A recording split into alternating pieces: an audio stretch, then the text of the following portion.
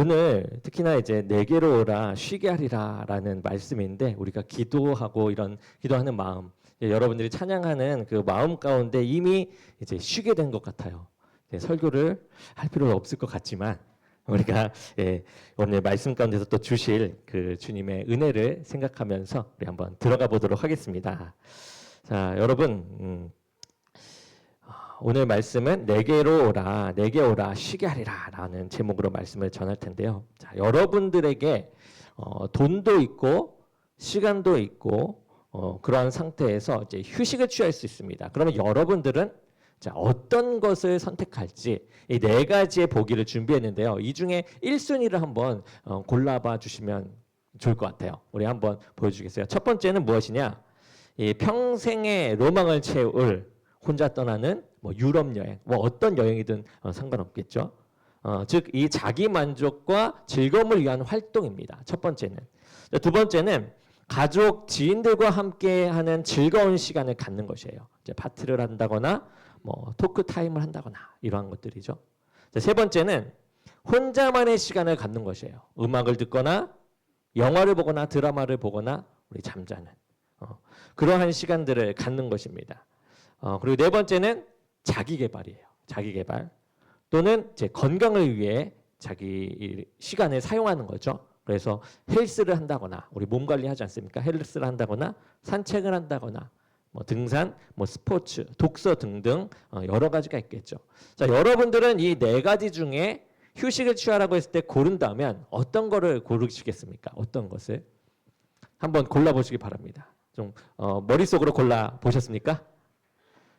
자, 우리 첫 번째 고르신 분들은 20대에서 1순위를 꼽은 이제 복입니다. 두 번째는 30대에서 40대. 이제 아무래도 가정을 이루는 그러한 사람들에게 나타나는 이제 현상이죠. 또 세 번째는 20대에서 30대가 보이는 이제 성향이에요. 네 번째는 이제 50대에서 60대. 그러니까 1순위로 뽑는 그런 복이라고 합니다. 자, 여러분 어떤 거 고르셨나요? 자기 나이대에 맞는 거 고르셨나요? 혹시 1번 골랐는데 나는 50대다, 60대다. 아주 젊으신 분이에요. 체력이 아주 많아서 어디든 갈 수 있는 진짜 대단한 체력의 보유자가 아니실까 생각해 봅니다. 그런데 만약에 4번 자기 개발 및 건강을 위해 나를 사용하는 것에서 20대가 여기에 이제 보기로 골랐다. 그러면은 미래를 준비하고 있는 아주 건실한 청년이지 않을까 생각해 봅니다. 제가 좀 좋은 쪽으로 많이 얘기했어요, 여러분. 네, 그렇게 생각이 듭니다. 여러분 이 휴식이라는 단어를 듣고 이렇게 네 가지 보기를 딱 보니까 어떻습니까? 무엇을 고르든지 생각만 해도 휴식을 취하는 것에 이제 기분이 좋아지지 않습니까? 자, 이렇듯 이 휴식이라는 것 우리에게 이 행복함을 주는 하나의 귀한 요소가 됩니다. 그리고 열심히 공부하고 또 열심히 일하는 우리 모두에게 이 휴식은 꼭 필요한 것이다라는 것을 또 보여주는 보기가 되기도 하죠. 오늘 말씀에서도 이 휴식, 이 쉬게 하리라라는 예수님의 말씀이 나오게 됩니다. 쉼을 얘기해요. 벌써부터 이 쉬게 하신다는 예수님의 말씀에 행복감과 평안함이 몰려오지 않습니까? 여러분들의 표정을 보니 아직은 쉼을 가진다는 그 말 속에 우리 한번 들어가 보기를 원합니다. 자, 오늘 말씀 가운데 예수님 말씀하시는 쉼, 자, 무엇인지 우리가 함께 살펴보고요.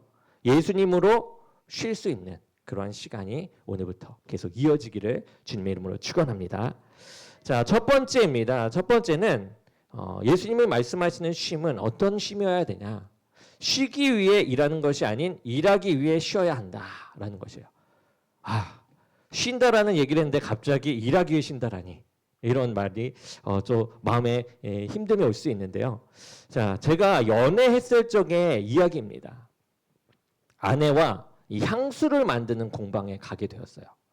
나만의 향수 만들기라는 이 데이트 코스 중에 하나였는데 그 가게로 이제 향수를 만들기 위해 가게 된 것이에요. 이제 매장에 들어가니까 확실히 좋은 향수 냄새가 이제 풍긴 거죠. 기분부터 너무 좋아집니다. 여러분 주부에도 제가 여기 향수 공방에서 만든 향수를 좀 뿌려놨어요. 한번 맡아보시면 제가 한번 뿌려봤습니다. 자, 그렇게 이 기분 좋은 마음으로 이제 향수를 만들기를 시작했어요. 이제 자리에 앉아서 이제 몇 가지 주의사항을 듣게 되죠. 어떻게 만들지, 어떤 방법으로 할지를 이제 얘기해 주셨어요. 자, 향수 만들기를 시작합니다. 자, 어떻게 만드냐? 사진 하나 띄워주세요. 자, 이렇게 여러 가지 향이 준비되어 있어요. 자, 이 향들을 이제 하나씩 맡아보고 이것을 조합해서 내가 원하는 향수를 만드는 것이에요. 자, 위에서부터 탑, 미들, 라스트라고 해서 각각 향도 다르지만 향이 남는 시간이 또 다르고 또 진하기도 다릅니다. 자, 오래전에 가봤던 거라 제가 확실하게는 기억나진 않아요. 너무 오래전이죠. 연애할 때니까요. 제가 결혼한 지 4년이 넘었으니까 이제 잔상을 기억해내면서 얘기하는 거예요. 자, 아마 이거 맞지 않을까 생각하는데요. 탑은 이 향의 지속력이 짧아서 이 초반에 좀 더 강하게 나는 향. 그러니까 금방 향이 없어지는 향이에요. 그리고 미들은 이 향의 중심을 잡아줬어요. 지속력이 한 3시간 정도 된다라고 했던 것 같아요. 네. 그리고 마지막으로 라스트는 오랫동안 지속되는 향입니다. 그래서 6시간 이상 지속되는 향이라고 해요. 제가 자세히는 잘 모르겠어요. 이게 탑이랑 라스트가 좀 헷갈리긴 하는데 자세한 것은 옆에 있는 부부나 연인이나 그리고 여러분 썸 타고 싶은 분들 그분과 함께 한번 이제 데이트 코스를 한번 가보셔서 배워보시기 바랍니다. 그러면 또 좋을 것 같아요.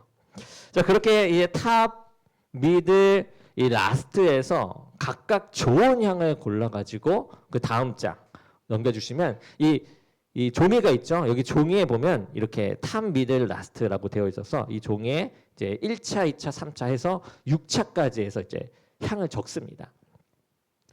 그래서 1차부터 3차까지 이르러서 이제 하나의 향수가 만들어지고 또 4차부터 6차까지 이 향수가 하나 만들어져서 2가지 버전의 향수를 만들 수가 있는데요.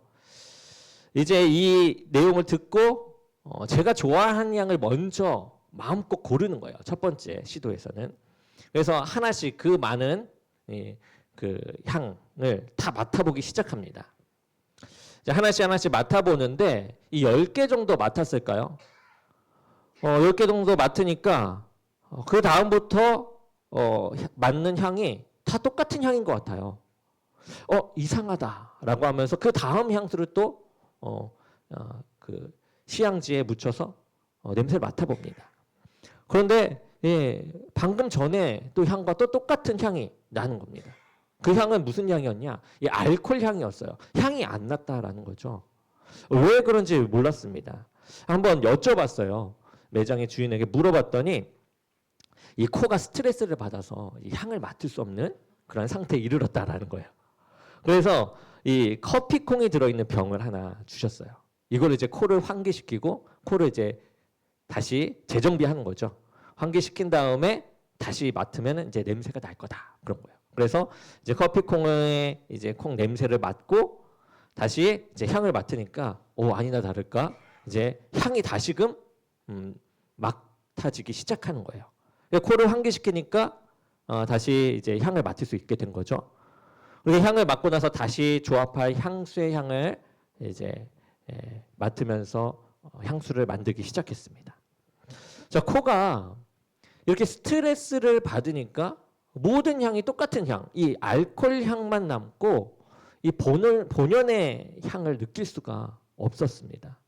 그래서 이 코를 환기시키며 쉬어줘야만 그제서야 향을 맡을 수가 있었어요. 코도 이 스트레스를 받으면 휴식을 취해야 다음 향을 맡을 수 있고 다음 일을 할 수 있다라는 거죠. 오늘 말씀에도 이러한 이 휴식에 대해서 나오는데요. 오늘 말씀을 함께 다시 읽어보고자 합니다. 28절입니다. 우리 함께 읽어보겠습니다. 시작. 수고하고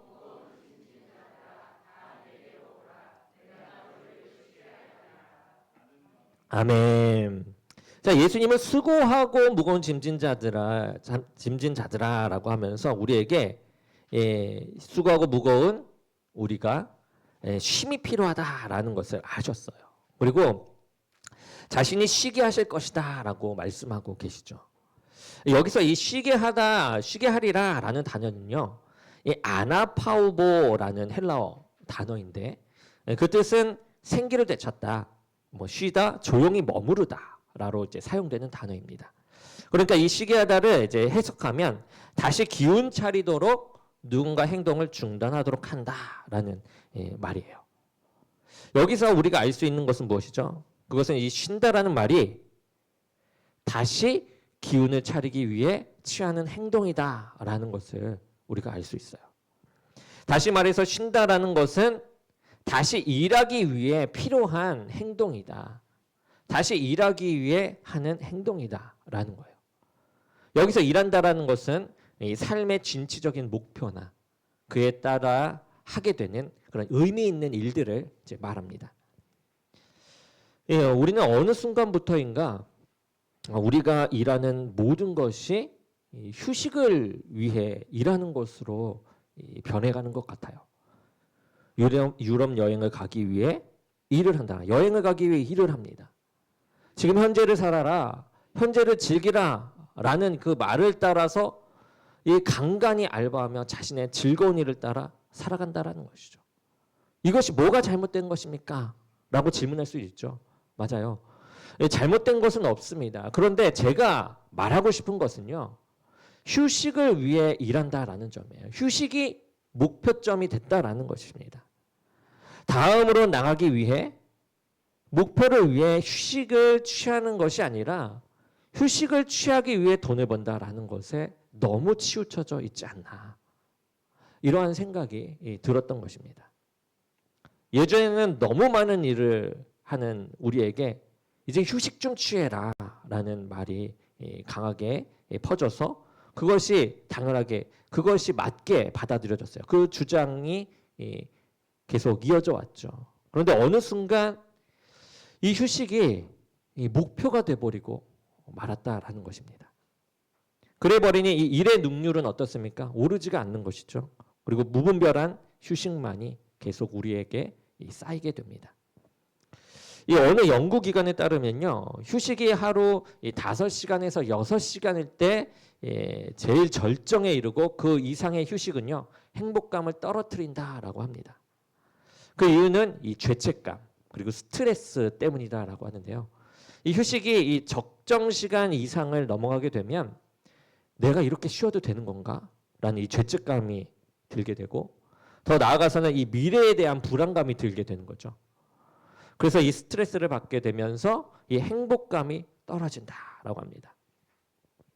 여러분도 이러한 스트레스를 느껴보지 않으셨습니까? 너무 쉴 때 나타나는 그런 불안감, 또 스트레스, 또 죄책감이요. 여러분 저만 느껴본 건 아니죠? 여러분도 느껴보셨죠? 역시 여러분들 시간 낭비하지 않는 여러분 대단하십니다. 또 이제 알렉스 방이라는 분이 쓴 이제 레스트라는 휴식이라는 이 책에서 나온 연구진의 조사 내용이 있는데, 이제 일주일에 여가 활동에 들이는 시간이 어느 정도인지를 이제 학생들에게 묻습니다.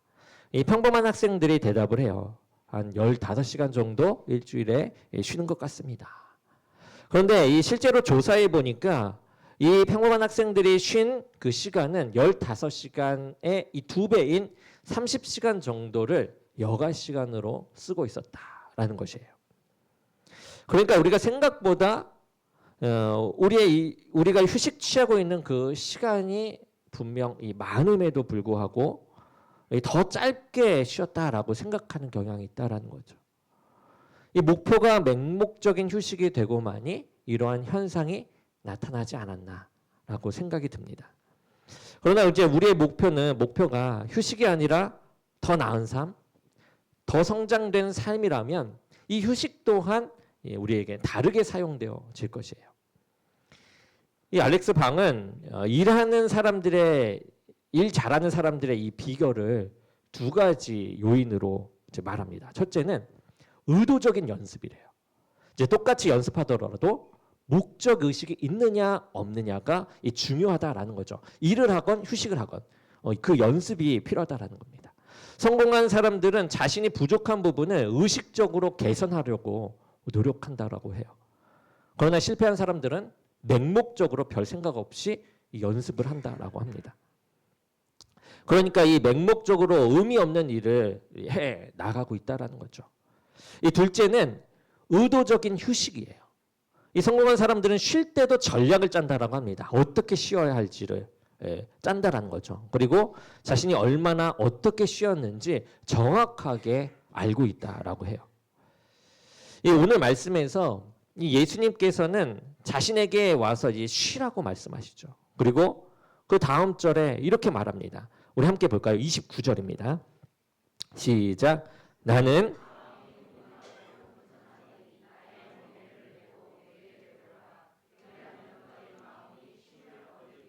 아멘. 이 성공하는 사람들은 이 휴식도 전략을 짜서 합니다. 계속되는 그 연습 속에 이 자신을 계속 개선해 나간다라는 거죠. 그런데 이 예수님은 그리스도인들에게는 어떤 분이시죠? 성공하신 분이시죠. 엄청나게 위대하신 분이시죠. 우리가 최고로 여기시는 분 아닙니까? 그러한 예수님이 뭐라고 얘기합니까? 자신에게 와서 배우라라고 얘기하시는 거예요. 그러면 쉼을 얻을 것이다 라고 얘기해요. 이미 모든 전략을 알고 계신 주님이십니다. 그러한 주님께서 우리에게 그 방법들을 쉴 수 있는 그 방법들을 알려주겠다라는 것이에요. 앞으로 나아갈 수 있는 그 쉼을 취하는 방법을 알려주겠다. 그 모든 것을 알려주겠다. 나의 노하우를 모두 알려주겠다라고 하시는 거예요. 그것도 어떻게 알려주십니까? 꾸짖으면서 알려주는 게 아니라 우리에게 오면 아주 온유하고 겸손하게 모든 것을 알려주겠다라는 거예요. 나는 마음이 온유하고 겸손하니 나에게 오라라는 거죠. 참으로 여러분 감사한 일 아니겠습니까? 위대하신 주님께서 그 시간을 공짜로 내어주시고 우리가 마음껏 배울 수 있게 겸손하게 부드럽게 우리에게 알려주신다라는 겁니다. 우리가 무언가를 배우고 또 배운 것을 행동으로 옮기는 것 여러분 쉬운 일은 아니죠. 그러나 이 예수님을 배우는 이 수고를 우리가 감당하게 되면 이 마음의 쉼을 얻게 됩니다.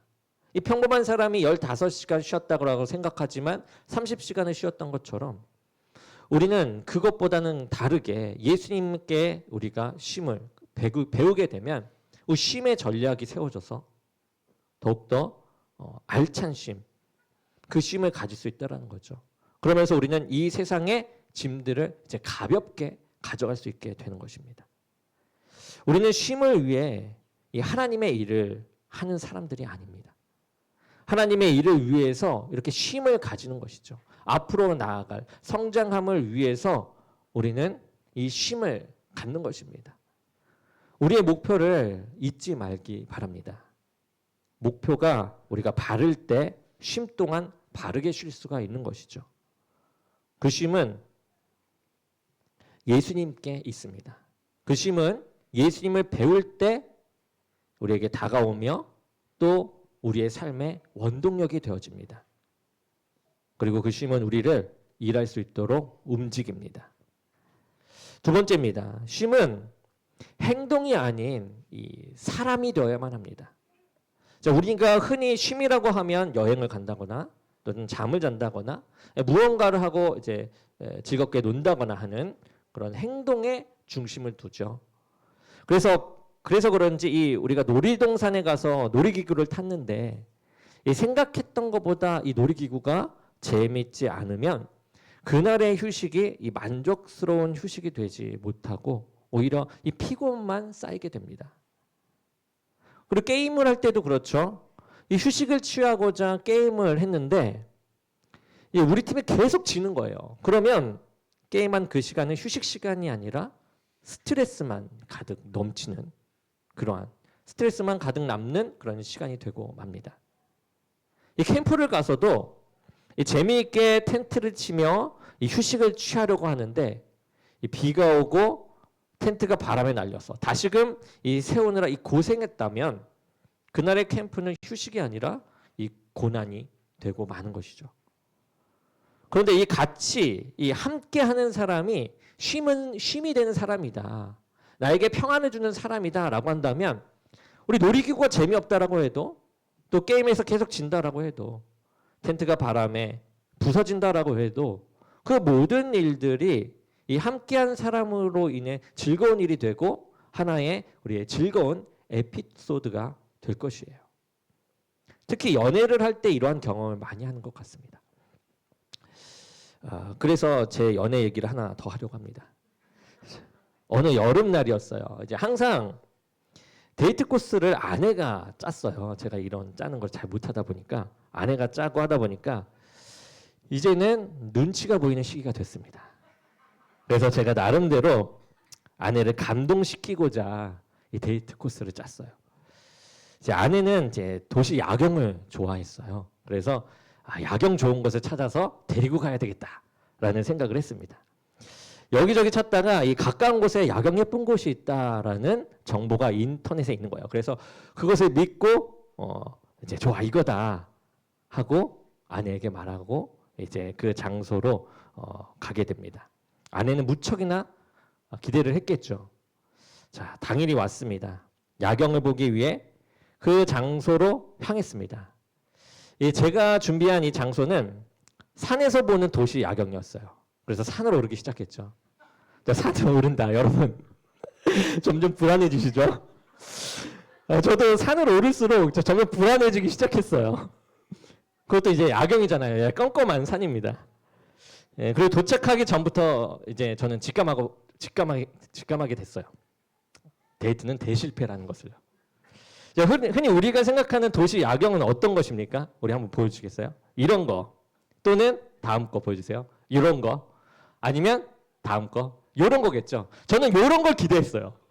이런 걸 기대하고 이제 올라갔던 거죠. 근데 올라가는 길이 어땠느냐 보여주세요. 이랬고요. 이런 곳에 올라갔고요. 자, 그리고 그 야경 아까 전에 야경과 비교했을 때 이런 야경을 본 거예요. 여러분 어떻겠습니까? 제 마음 망친 거죠. 옆에 있는 아내의 표정을 보았습니다. 표정을 보니까 이런 메시지를 저한테 내포하며 하는 이제 표정이 됐어요. 이런 야경은 아니야. 이게 뭐야? 라는 그런 외침의 이 표정이 저에게 이제 강력하게 보였던 거죠. 여러분 그래도 저는 포기하지 않았습니다. 포기할 수가 없었어요. 모처럼 준비한 것이기 때문에 저는 아내가 이제 무서워함에도 불구하고 한번 조금 더 올라가 보자. 우리 인터넷에서 봤던 그 야경이 펼쳐질지 모르잖아 라고 하면서 더 올라간 거죠. 그러니까 이 역경을 넘어서 밝은 빛이 있을 것이라는 그 희망, 감동과 감경이 있을 것이라는 그 희망을 품고 이제 올라갑니다. 조금 더 올라갔을까요? 이 앞에 이 긴 철봉이 보이기 시작하는데요. 이 철봉 위에 보니까 이 빨간 스피커가 있는 거예요. 거기서 뭐라고 하냐? 삐! 이곳은 위험한 곳이니 내려가 주시기 바랍니다. 아주 엄청 당했어요. 그것도 이 깜깜한 밤에 삐! 그러면서 이제 내려가라는 그런 확성기 소리가 들리는 거예요. 스피커에서. 데이트는 대실패하고 말았죠. 솔직히 이 빨간 스피커에서 어떤 말을 했는지 확실하게 이제 기억나진 않아요. 이제 화재 경보일 수도 있고요. 여러 가지 경보일 수도 있는데 제가 그 당시의 상황으로 이제 느꼈을 때 이제 빨리 내려가라고 너 실패했으니까 빨리 내려가라고 하는 것 같았습니다. 너 데이트 실패했으니까 빨리 내려가. 뭐 이런 느낌으로 이제 받아들여진 거죠. 저는 엄청나게 당황했고 이제 허겁지겁 아내와 산을 내려왔어요.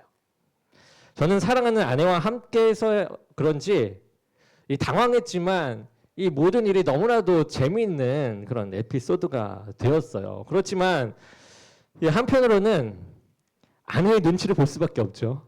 데이트가 대실패했으니 이제 불안했습니다. 그런데도 이제 그 불안한 마음을 아내에게 물어봤는데 아내도 무서웠지만 이 재미있는 에피소드로 생각하면서 이제 박장대소하면서 웃으면서 이 집으로 돌아왔던 기억이 있습니다. 정말 아내는 저에게 쉼이 되는 존재였어요. 평안함을 주는 존재.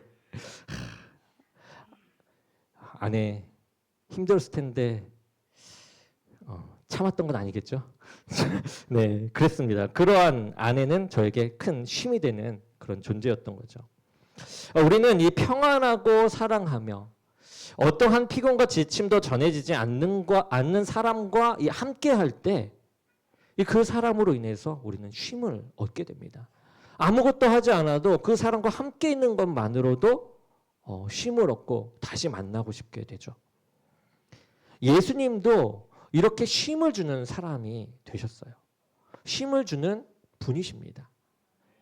내게로 오라. 내가 너희를 쉬게 하리라.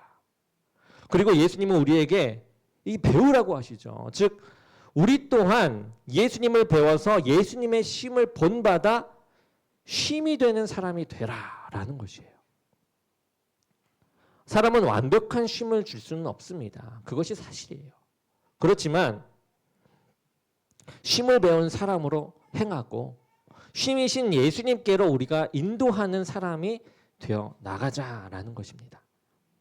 예수님은 우리에게 이렇게 쉬게 하시려고 우리를 계속해서 부르셨고 쉬게 하시는 분으로 남으셨습니다. 여러분은 어떻습니까? 여러분은 쉼을 주는 사람이십니까? 우리는 서로에게 쉼이 되는 부부이고 또 연인이며 가족임에도 때로는 그 쉼을 깨버리는 순간들이 있죠. 사춘기가 온 어떤 아이가 있습니다. 그래서 그런지 이 부모님의 말을 잘 듣지 않는 것이에요. 해야 할 숙제를 하지 않고 방 안에 들어가 게임만 하고 그것도 아니면 이 밖에 나가 늦게 들어오는 것이에요. 그래서 아버지가 아들에게 묻습니다. 아들, 해야 할 일은 안 하고 왜 이렇게 놀기만 해? 왜 아빠 말을 안 듣는 거야? 왜 그러는 거야? 라고 얘기하니까 아들이 대답합니다. 아빠는 왜 이래라 저래라 해? 나 사춘기잖아. 그러니까 아빠가 말해요. 이 자식아 나는 갱년기다. 이렇게 얘기를 하는 거예요. 자, 어느 순간부터인가 이 가정에 또 부부 사이에 연인 사이에 또 친구 사이에 부모와 자녀 사이에 이 쉼이 사라질 때가 있어요.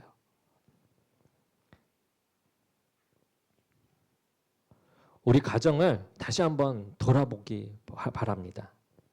부부 사이를 돌아보고 친구 사이를 돌아보고 또 부모와 자녀 사이를 돌아보시기 바랍니다. 나는 정말 쉼이 되는 존재인지.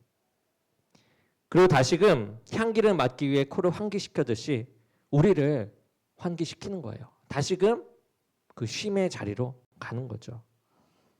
저 사람이 쉴 틈을 주지 않으니까 내가 쉼을 줄 수 없죠가 아니라 내가 숨쉬게 하는 쉼을 줄 수 있는 사람이 되기를 원합니다. 예수님은 늘 우리의 쉼이 되셨어요. 이렇게 계속해서 우리를 부르시면서 쉼을 주셨습니다. 그리고 그 쉼 가운데로 계속해서 우리를 초대하시는 거예요. 다 내게로 오라. 내가 너희를 쉬게 하리라. 이제 우리 또한 초대하기를 바랍니다. 예수님으로부터 그 쉼을 배워서 쉼이 되는 사람이 되고 그래서 이 쉼으로 초대하는 사람이 됩시다. 세 번째입니다. 세 번째는 역설적인 쉼으로 부르신 예수님이에요. 오늘 본문 말씀 이 앞부분을 보게 되면 어떻게 나오냐? 이 화 있을진저라고 하면서 고라신과 벳세다에게 책망하는 내용이 나와요. 이 고라신이라고 하니까 어떤 신을 얘기하는 게 아니라 여기는 이제 장소를 얘기합니다. 고라신과 벳세다라는 장소예요. 예수님은 그들에게 이 회개하라라고 하면서 말하고 있는 것이에요. 그러면서 음부라는 단어가 나오는데요. 이 단어는 이 죽음의 상태를 말합니다. 이 죽음의 상태에 너희가 있으니 빨리 돌아서라라고 얘기하는 거예요. 그 길은 회개 길밖에 없다라고 얘기하는 거죠. 그리고 그 뒤에 이어서 나오는 것은 중보자인 예수님밖에는 그 일을 할 수 없다. 이 회개의 이 중간에서 회개를 이루게 하시는 중보자인 예수 그리스도가 없다면 너희들이 다시 구원을 받을 수 없다라는 이야기예요. 무슨 말이냐? 이 하나님과 인간의 죄로 인해 끊어졌는데 하나님과 인간이 죄로 인해서 끊어졌는데 그것을 이을 길은 이 예수 그리스도밖에 없다라는 이야기가 이제 나오게 됩니다. 그래서 27절 말씀 우리가 함께 보고자 합니다. 27절 함께 읽겠습니다. 시작. 내 아버지께서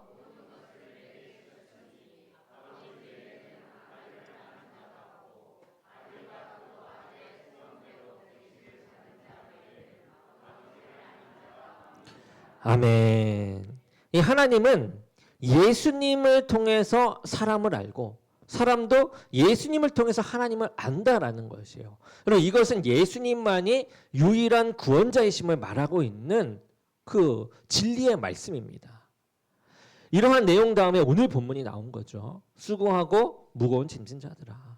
이것은 무슨 말이냐? 죽음의 상태로 가게 하는 짐을 진 자들아, 죽음의 상태로 가고 있는 자들아 라고 말하는 것이에요. 즉 예수님께서 말씀하신 이 쉼은요, 죄와 사망에서 벗어나는 쉼을 말해요. 이미 부서지기 직전의 사람들을 부르고 있는 것이에요. 이미 선악과를 따먹고 쫓겨난 사람들을 불러내고 있는 것입니다. 그렇다면 그 죄와 사망에서 벗어나는 방법이 무엇이죠? 바로 예수님의 멍에를 매는 거죠. 그리고 예수님을 배우는 것입니다. 이 멍에라는 것은요, 소가 밭을 가는 도구나 수레를 끌 때 목에 매는 도구예요. 우리 사진 한번 보여주겠어요? 이런 겁니다. 이 두 마리의 소에게 매는 멍에는 저 위에 거고요. 한 마리의 소에게 매는 멍에는 저 아래에 있는 겁니다. 제 위에 이렇게 매고 있죠. 자, 이것을 목에 매고 이 뒤에 있는 이 쟁기나 수레를 이 멍에에 달고 이제 끈다라는 것이죠. 근데 이 멍에의 역할은 무거운 짐이 되기도 하지만 이 수레나 쟁기를 끌 때 이 짐의 하중도 줄여주고 혹은 굴러 떨어질 때 이제 다치지 않도록 소의 목을 보호해주는 안전장치 역할도 합니다. 무겁지만 그만큼의 역할이 있다라는 거죠. 이 예수님의 멍에는 어떠한 짐도 가볍게 질 수 있도록 도와주며 심지어 우리가 이 죽음에 이르는 그러한 넘어짐에도 목뼈가 부러지지 않는, 그러니까 목숨을 보존해주는 보호대의 역할을 한다라는 것이에요. 마치 인간에게는 무거움에도 불구하고 더 무거운 것을 쉽게 들기 위해 지는 지게와 같은 거고요. 차에 탈 때, 우리가 차에 탈 때 이 깝깝하지만 안전을 위해서 안전벨트를 매는 그 안전벨트와 같은 것입니다. 30절에서 멍에가 쉽다라고 나오는데 여러분, 이 쉽다라는 단어는 크리스토스라는 단어예요. 이 부드럽고 온화하고 쾌적한, 가혹하거나 엄격하거나 심하지 않음이라는 뜻입니다. 그러니까 예수님의 멍에가 부드럽고 온화하고 쾌적하다라는 거예요. 혹은 이 가혹하거나 엄격하거나 심하지 않다라고 얘기하는 것입니다. 이 예수님께서는 우리에게 쉬게 하신다라고 하시죠. 그러나 짐이 없다라고 이야기하지는 않으세요. 그러니까 짐이 덜어지는 쉼이죠. 그런데 우리는 짐이 없어지기를 바라는 것 같습니다. 평생 쉼을 가지고 살길 바라고, 불행한 삶, 불안한 삶은 없이 평안한 삶, 행복한 삶만을 바라는 것 같아요. 그러나 여러분, 이 땅에는 아무리 돈이 많다라고 해도, 아무리 높은 위치에 올라간다라고 해도 짐이 없는 삶은 없습니다. 그렇기에 우리는 필요한 짐을 지는 방법을 배워야 되고 필요 없는 짐을 버리는 방법을 배워야 하는 것이죠. 그 방법이 이 예수님께 있다라는 것이에요. 그리고 그 가운데 역설적이게도 쉼이 들어있다라고 하는 것입니다. 그리고 그 쉼을 마음의 쉼이다라고 말하죠. 여러분, 아이를 낳고 키운다라는 것 너무나도 아름답고 행복한 일입니다. 그러나 그 과정은 결코 쉽지 않은 길이죠. 육아를 해보신 분들은 알겠지만 제가 계획한 대로, 제가 생각한 대로, 제가 제 마음대로 되는 것이 하나도 없습니다. 그렇죠. 한 명을 낳아서 키우는 것도 분명 힘든데 2명째는 한 명 키울 때보다 2배, 아니 이 10배가 넘는 힘듦이 있다라고 이야기하죠. 제가 낳고 키워보니까 그게 맞는 것 같아요. 그래도 우리 아이들은 또 순해서 조금은 이제 나은 편이다라고 합니다. 그럼에도 불구하고 제가 느끼는 바는, 제가 다른 아이를 겪어본 것은 아니다 보니까 힘든 것은 사실이에요. 그렇지만 그 힘든 것을 뛰어넘는 무언가가 있다라는 것도 사실입니다. 제가 아침에 일어나는 것을 몹시 힘들어요. 이제 이 올빼미 형이거든요. 그런데 제가 이제 아이들을 위해서 일어나서 옷을 입히고 밥을 먹이고 등원을 시킵니다. 자, 이게 저에게 있어서는 말이 안 되는 일이에요. 다른 분들은 모르겠지만 저에게 있어서는 정말 힘든 일입니다. 이렇게 할 수가 없거든요. 그런데 그 일을 하는데 이제 하나도 힘들지 않은 것이에요. 물론 이제 힘듭니다. 그런데 여러분 힘이 들지 않는 거예요. 힘든데 힘이 들지 않아요. 어떻게 말로 표현할 수가 없습니다. 이제 아이들을 보게 되면 그 힘듦이 그냥 다 싹 녹게 된다라는 거죠. 그래서 그런 걸까요? 최근에 이 동기 목사님을 만났거든요. 아이 셋을 낳으신 가진 목사님들이 있습니다. 그 목사님들이 셋째를 강력 추천하시더라고요. 저희 동기 모임에서 이제 목사님이 7명이 모여요. 그 7명을 우리는 이제 칠벤저스라고 해서 이제 목사님들 모이시는데 그 목사님들 중에 이 세 분이 아이 셋을 가졌어요. 아이 있으신 분들은 다 셋이에요. 그런 분이 이 세 분이 셋째를 다 강력 추천하시는 거예요. 저만 아이 둘이고 다른 분들은 아직 아이가 없습니다. 그렇게 아이 셋을 강력 추천한다라고 이제 이야기하는 거죠. 전 많이 고민을 했습니다. 그렇지만 노 코멘트 하겠습니다. 어쨌든 이처럼 이제 역설적인 쉼이 예수님 안에 있다라는 거예요. 역설적인 힘들지만 힘들지 않은 우리가 말로 표현할 수 없는 그 쉼이 우리 안에 있다. 예수님 안에 있다라는 것입니다. 우리가 알 수 없는 표현할 수 없는 그런 역설이 여기 숨어 있다라는 거죠. 그런데 이것도 예수님을 배우고 예수님을 찾을 때만 가능한 역설입니다. 예수님을 알지 못한다면 제가 지금 하고 있는 육아나 아니면 다른 모든 일들이 힘든 일이 되고 말 것이에요. 그만큼 우리는 예수님을 바라보지 않으면 쉼에서 벗어난 선택지에서 이 짐만을 짊어지고 살게 되는 것이죠. 그런데 그렇게 무거운 짐을 짊어진 사람들에게 뭐라고 얘기합니까? 내게로 오라라고 말씀하시는 것이에요. 계속해서 예수님은 역설의 쉼으로 우리를 초대하고 있는 것입니다. 너가 한번 나를 경험해 봐. 그러면 쉼이 뭔지 알게 될 거야. 너가 한번 셋째를 낳아봐. 그러면 너가 그 기쁨을 알게 될 거야. 이런 그 목사님들의 말처럼요. 여러분, 하나님의 설계의 비밀이라는 책이 있어요. 그 책의 내용에 이러한 내용이 있습니다. 이 사만다라는 분이 있습니다. 이 사만다는 육군에 입대하여서 특수부대 훈련을 마치고 이 포스트브레이크의 이 낙하산 학교에 지원을 했습니다. 그녀는 이 낙하산 부대원이 되기 위해서 이 고된 훈련을 했고 그 모든 훈련을 아주 완벽하게 체계적으로 다 마스터하였어요. 마침내 이 졸업식이 되었습니다. 이 학교의 이 졸업식은 좀 다른 학교의 졸업식과는 달랐어요. 이제 수송기를 타고 거기에서 낙하산으로 내려옵니다. 가족들 앞으로 이 낙하산 타고 이제 내려오는 이벤트가 있다라는 거죠. 그래서 그녀는 수송기에 탔습니다. 수송기는 푸른 상공을 날았고 그 안에서 졸업생들이 한 명씩 낙하산을 메고 떨어져 하나씩 낙하산을 펴면서 내려옵니다. 그런데 이 낙하산 하나가 펴지지 않는 것이에요. 낙하산이 엉키고 만 것이었죠. 그래서 이 엉킨 낙하산을 잘라내고 이제 비상용 낙하산을 펴니다. 그런데 이 비상용 낙하산도 엉키고 말아요. 펴지지가 않는 것이에요. 연병장은 이제 비명소리로 가득해졌습니다. 그 군인은 사만다였어요. 이 사만다는 땅에 닿는 순간 몸을 웅크리고 굴렀습니다. 그렇지만 강한 충격으로 인해서 두 다리와 골반이 부서졌고요. 촉골의 청골도 꽤 손상되었습니다. 그런데도 그녀는 신기하게 살았어요. 병원에서 이야기합니다. 정말 기적이에요. 그녀의 인생에 정말 하나님의 이 무슨 목적이 있는 게 분명합니다. 그러자 다른 간호사가 거기에 의의를 제기하면서 말해요. 하나님이 이 기적을 행할 거였다라면 왜 그냥 낙하산이 펴지게 하지 않았습니까? 뭔가 하나님께 잘못했으니까 이런 일을 당한 것이겠죠. 여러분, 사만다가 다친 이유가 무엇일까요? 선하신 하나님이 그녀를 구하려고 개입한 것일까요? 아니면 악한 신이 그녀를 벌하려고 개입한 걸까요? 그것도 아니면 흉한 신이 무심하게 그녀를 그냥 내버려 두신 걸까요?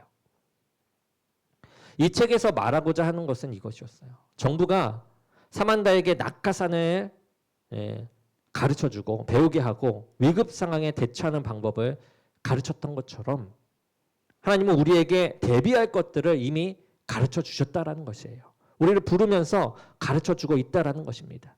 그럼에도 불구하고 닥친 이 추락의 상황에 정부가 즉각 응급 활동을 시작한 것처럼 하나님 또한 그녀와 함께 하시고 치료하시고자 하신다라는 것입니다.